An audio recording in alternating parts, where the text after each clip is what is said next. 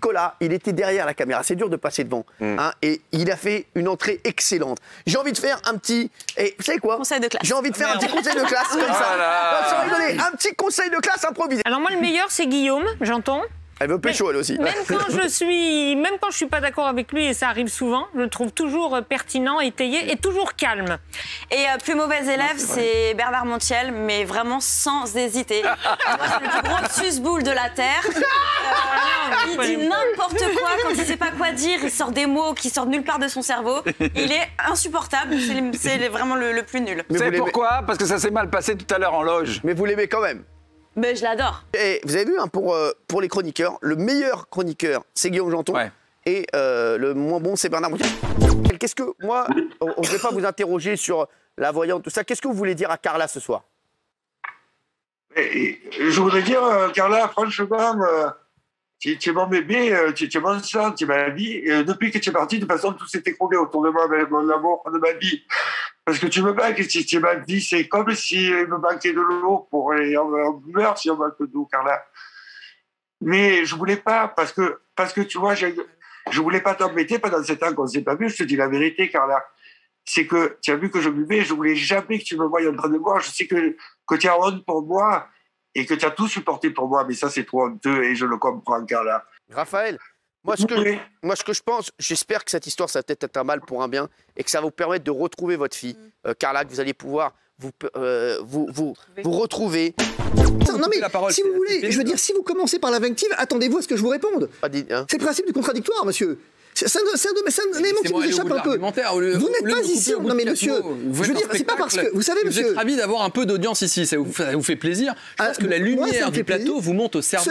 Vous êtes beaucoup plus calme en coulisses que sur le plateau. Mais monsieur, vous aussi, monsieur. Vous et moi avons cette particularité manifestement de jouer un rôle. Une espèce de sketch ici, alors qu'on oublie tout simplement que vivre avec le virus en ce moment, eh bien, c'est mourir avec le virus. C'est une belle phrase, monsieur, mais répondez pas à sa question. Lorsque vous parlez des contaminations, vous dites les contaminations... Ah non, c'est moi qui en parle, monsieur. Mais c'est là où on a un problème, vous et moi. Vous parlez. Non, attendez. Vous parlez. Vous n'avez aucun élément depuis tout à l'heure, sinon effectivement de dire ce que vous pensez. Moi, je ne pense rien. J'ai ce privilège de ne rien penser. J'attends effectivement que vous me disiez que l'Institut Pasteur a tort là où vous avez raison. Voilà tout. Non, c'est pas le port de masque à Comment vous expliquez ce qui s'est passé dans le Pas-de-Calais ce week-end? Je pense qu'il y a plein de choses qu'on ne comprend pas. Honnêtement, on est vraiment déroutés. Il faut dire la réalité. Honnêtement, je pense qu'on pensait réellement, si on suit les modélisations, quand on écoutait en mois de janvier, que là, on serait dans la panade absolue et que ce serait la fin des haricots. C'est ce qu'on pensait tous. Et finalement, le virus nous réserve de nouvelles surprises. Vous demandez une question. Alors, attendez, on va demander peut-être à Gilles Verdez. Gilles Verdez, oui. Maître Divisio, bonjour. Je crois que vous avez amené votre petit dossier traditionnel. Vous vouliez des études? Les voilà. Je vais vous répondre. Et là, vous allez rigoler. Non, mais je vais vous répondre. Elles viennent du monde entier. Je les veux bien, vos études. Il n'y a pas. Mais allez-y, donnez-moi vos études. Il n'y a pas d'autres recours autres. Allez-y, je vous en prie. Confinement le week-end. Mais donnez-moi sur quoi vous vous fondez. Elles m'appartiennent en propre. Alors, moi, j'ai des éléments qui valent ce qu'ils valent et qui sont soumis au débat. Mais vous C'est le même dossier que la semaine dernière. Je les ai chez moi, votre truc, il n'y a rien dedans. Je les ai vus pendant 3 heures. Vous ne rendez pas en défaut sur ce point. Mais il n'y a rien dedans. Mais monsieur, est-ce que les Français peuvent connaître les études, monsieur? Alors, allez-y, allez-y. Il n'y a pas. Est-ce que vous pouvez ouvrir votre truc déjà? Il est vide. Est-ce que vous pouvez l'ouvrir? Il est vide. Est-ce que vous pouvez l'ouvrir? Non, parce que moi, si vous voulez, moi, des études, j'en ai un certain nombre. Alors, monsieur, vous n'êtes pas le maître et je ne suis pas votre élève, monsieur Divisio. D'accord, très bien. Elle est horrible. Cette dame dit des choses épouvantables. Vraiment, Cyril, je vous le dis. Et j'ai fait une lettre, effectivement, parce qu'au bout d'un moment... Alors, c'est quoi votre lettre? Lisez-nous votre lettre. Je comprends votre attitude que, souffrant d'un manque de notoriété, vous tentez de faire parler de vous à tout prix, y compris par des moyens illégaux. Nous ne partageons pas du tout la même philosophie. À la moindre nouvelle injure, et à quelque moyen que ce soit, je vais porter plainte. Voilà. Donc je l'ai prévenu, donc elle a recommencé. Vous avez appris à lire?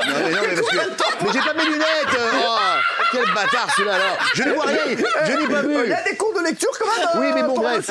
Enfin, vous comprendrez. Enfin, vous comprendrez aisément. On dirait mon fils sur la tête de ma mère. Mais Cyril, j'ai pas mes lunettes. Mais arrêtez. Vous Vous n'avez pas vos lunettes, vous savez pas lire. Vous me diminuez physiquement pour les problèmes de vue. Vous ne savez pas lire. Je peux finir? Donc j'ai agrandi. Alors, quoi, c'est pas fini? Bah non, parce que c'est une purge là. Oui, alors. Non, mais de vous entendre lire, c'est une purge. Alors... Je vous supporte plus. Voilà. Je vous le dis, je vous supporte plus. Alors, 21h07. Je regrette. 21h08. T'es vraiment une connasse. Tout d'abord, je tiens à reconnaître que je me suis emporté dans votre émission et que ce n'est pas ma façon d'être. T'es attaqué à mon père, espèce de... T'es attaqué à mon mari, espèce de fils de merde. Ah, le départ, je veux le revoir, ça, remettez. La voix est dingue. Allez, remettez-le. Tout d'abord, je tiens à reconnaître que je me suis emporté dans votre émission et que ce n'est pas ma façon d'être. T'es attaqué à mon père, espèce de... T'es attaqué à mon mari, espèce de fils de merde.